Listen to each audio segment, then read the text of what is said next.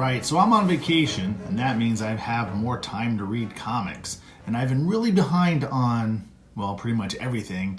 And, well, I don't know, I decided to check out this War of the Realms from Marvel. This is their big event book that's got a gazillion crossovers and an extremely high cover price. This is a variant, but I think they're all $5.99 or, I don't know, just, it's a little pricey for a comic that's only, that thick.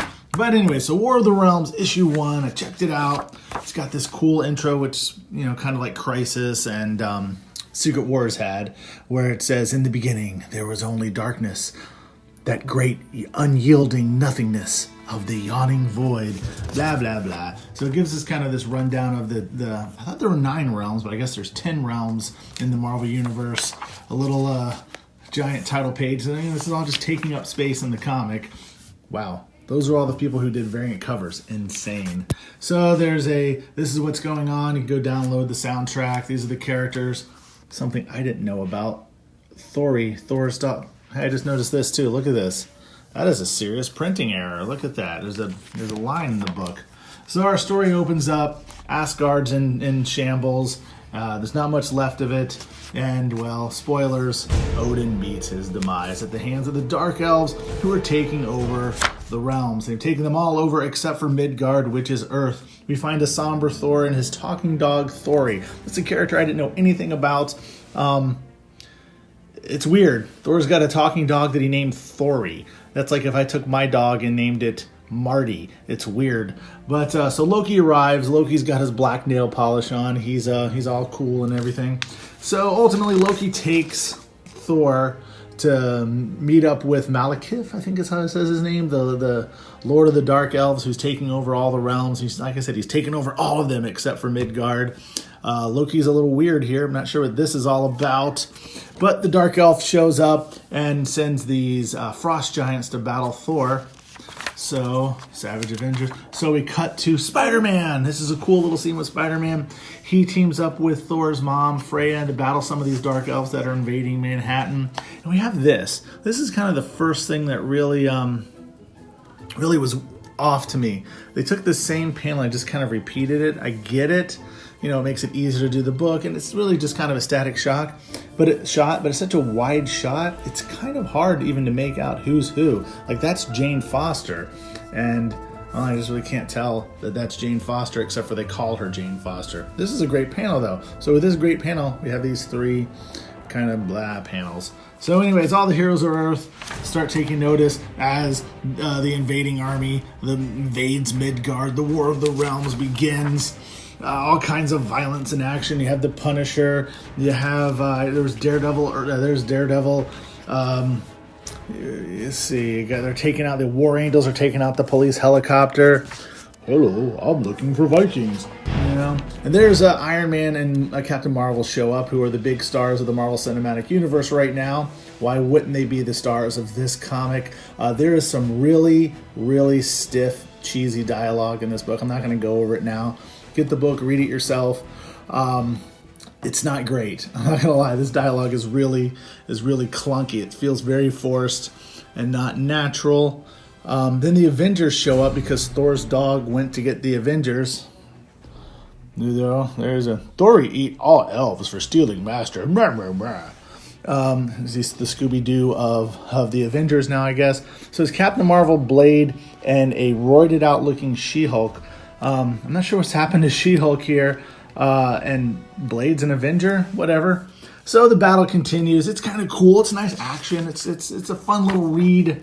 Then Malekith, I think it's Malekith, shows up on his tiger, and now here comes trouble, but not for Captain America. He throws a shield at Malekith, knocking him in the head. Blah, blah, blah. Avengers assemble. Man, she is so roided out. So you got Black Panther, She-Hulk, Captain Marvel, Spider-Man, and then Blade's in here somewhere. There's Captain Marvel, Captain America, Blade, Black Panther, and roided out She-Hulk. And they're gonna do battle with these monsters. It seems like they would bring a better force of heroes in to do the work, but it's, I guess, the popular heroes now. Frost Giant shows up, and then Loki shows up. I guess that wasn't the real Loki before. This is the real Loki, and he's gonna save Freya from being eaten, but in turn finds himself Ugh, spoiler! He gets eaten in this very grotesque panel where his own father eats him. And, you know, that's where that's kind of where the story kind of reaches its climax. You have the Avengers ready to take action. Ghost Rider shows up for some reason and has some horrible dialogue. What's it say? Oh, wow. I know I'm new here, but that was super gross, right? I think I might throw up. Oh, my God. And then you have Blade. This is, again, horribly. The book is well written for the most part, but this dialogue is horrible. I am Blade. I wasn't planning on holding back. He introduces himself by saying, I'm Blade. It's like somebody realized the character never introduced himself by his name, and they had to shove it in at the end. I'm not going to spoil the ending. Get the book yourself. I think issue 3 is out right now, or I know I have issue 3. But that's the gist of the story. It's Malekith and his army, invading Midgard, and all the heroes having to, get involved with the fray. Where was it? But of course, it's a Marvel event, and if you want to know what happens, you have to buy all these other books. I'm just going to probably stick to the main title, and hopefully I enjoy it more than I enjoyed this first issue. There wasn't a lot of meat in this book. It was just one action scene, a lot of poorly written characterization, and stuff that if you weren't steeped in the Marvel Universe, you're not going to really understand, like Thor's talking dog. I'm going to stick with it at least for the next couple issues, because I've already bought them, and see how it goes. But I was not a huge fan of this book. I'm going to recommend it to anybody who's really into Marvel, but if you're not into Marvel and you don't really, if you understand the Marvel Universe based upon what you see in the movies, this probably is not the book for you. But it is what it is. I do want to recommend a couple things. I just got this Kickstarter in the mail the other day. It's called the Avocator Winter Edition. It's a collection of shorts from independent comic creators. I know some of them are right here in Florida anyways. I'm still not sure where you can go find this online. I know that the guy who does Broke Down and Four Dead Bodies is doing a Kickstarter, and you can get this book in his Kickstarter. I know that because I supported it yesterday, and I'm getting it. I guess, again, I don't need it.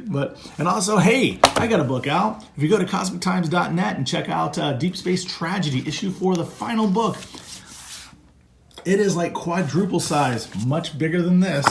The final issue of Deep Space Tragedy, it is $7.99. We have a special deal. You can get all 4 issues at a special prices. Go to cosmictimes.net/DST4. And here's some of the awesome action you can get in this book. Let me find a cool page here. Oh yeah, look at that 2-page spread there. Oh my gosh, it's the Battle of the Bots. It's going on. So find out about that at cosmictimes.net. Look for the what's the title again? Broke Down and Four Dead Bodies Kickstarter to get a copy of this Avocator Presents Winter Edition. I'm going to try to read that today. And I just read War of the Realms issue 1. Worth checking out if you're steeped into Marvel. Outside of that, I probably would pass it. All right, that's about it. Until next time, stay cosmic. Hey, if you like this video, go ahead and hit the thumbs up button down below. Make sure you check out the other videos we have on our channel, and go ahead and hit the subscribe button down below, and make sure you bang that bell icon so you're notified whenever we post a new video. Thanks.